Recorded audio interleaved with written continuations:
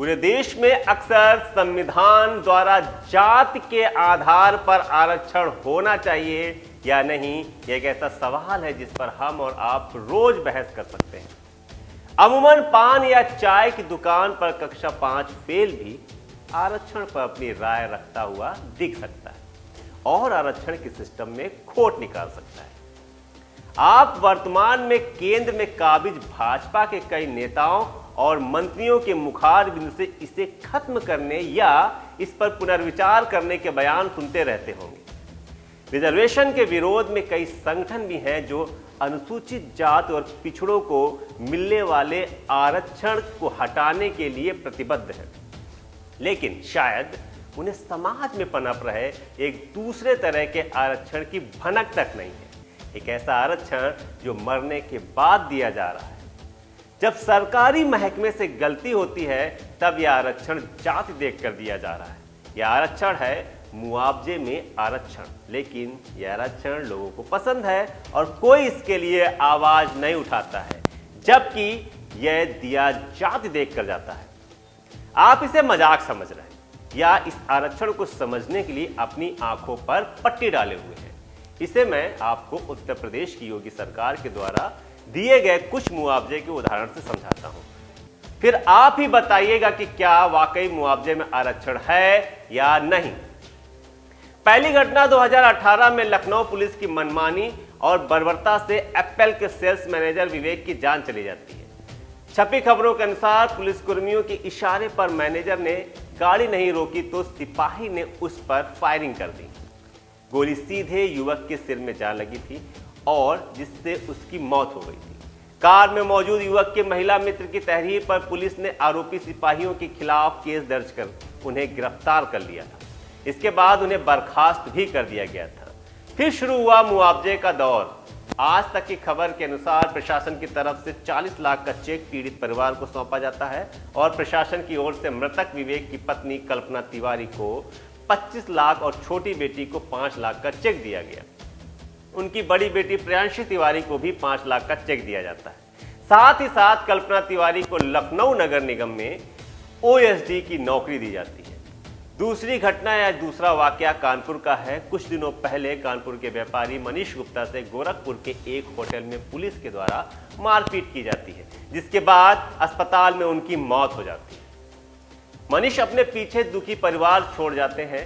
राजनीति होती है, योगी सरकार और पुलिस प्रशासन का विरोध होता है। प्रशासन गलती मानता है और 6 पुलिसकर्मियों को निलंबित किया जाता है। परिवार के गुजर बसर के लिए 40 लाख रुपए और नगर निगम में नौकरी दी जाती है। तीसरी घटना आगरा की है। आगरा में सफाई कर्मचारी अरुण वाल्मीकि की है।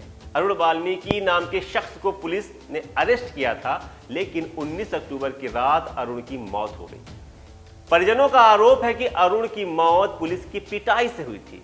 अब मौत के बाद मामले में सरकार ने पीड़ित परिवार को सिर्फ 10 लाख का चेक दिया और परिवार के एक सदस्य को सरकारी नौकरी देने का आश्वासन दिया है। चौथी घटना कासगंज की है, जहां अल्ताफ नाम के युवक को पुलिस थाने में पूछताछ के लिए बुलाती है।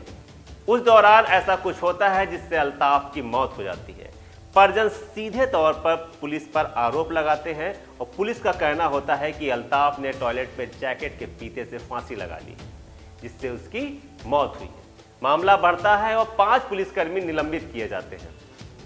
परिवार की तरफ से खत जारी किया जाता है, उसे पुलिस से कोई शिकायत नहीं होती है। फिर अल्ताफ के परिवारजनों को 10 लाख का चेक और एक नौकरी देने का वादा किया जाता है।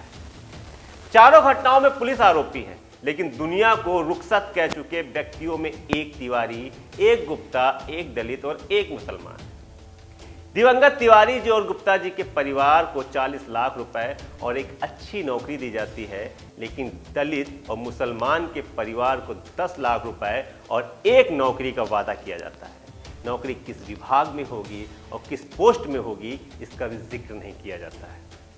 मेरी तिवारी जी और गुप्ता जी के परिवार के साथ पूरी संवेदना है, लेकिन एक दलित और मुसलमान के साथ सरकार मुआवजे में इतना बड़ा अंतर किस वजह से रख रही है? योगी सरकार मुआवजे में इस तरह का दोहरापन क्यों दिखा रही है? क्या अरुण और अल्ताफ के परिवार ने अपने घर का एक जिम्मेदार व्यक्ति नहीं खोया है? क्या इनके परिवार को एक सम्मानजनक जीवन जीने का अधिकार नहीं है? क्या इनके परिवार को इनके जाने के बाद अच्छी शिक्षा की आवश्यकता नहीं है? क्या ये दोनों ताउम्र सिर्फ 10 लाख रुपए के ही आदमी थे? क्या वजह सिर्फ यह समझी जाए कि अरुण दलित और अल्ताफ मुसलमान है? तो गलत नहीं होगा। मुआवजे में बड़ा अंतर योगी सरकार की सांत्वना मंशा पर सवाल खड़े कर रहा है। क्या मुआवजा यह भी नहीं बताता है कि दलित और मुसलमान की जान की कीमत तिवारी जी और गुप्ता जी की जान से कम है?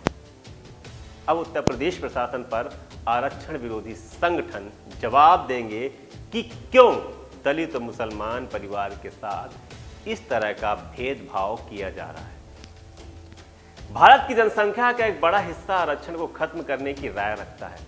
उन लोगों से मुझे पूछना है कि प्रशासन के द्वारा मुआवजे में आरक्षण किसे दिया जा रहा है और क्यों दिया जा रहा है, और इस तरह के आरक्षण का आप कब विरोध करेंगे, कब एक तरह की हत्या पर एक तरह की मुआवजे की आवाज को बुलंद करेंगे।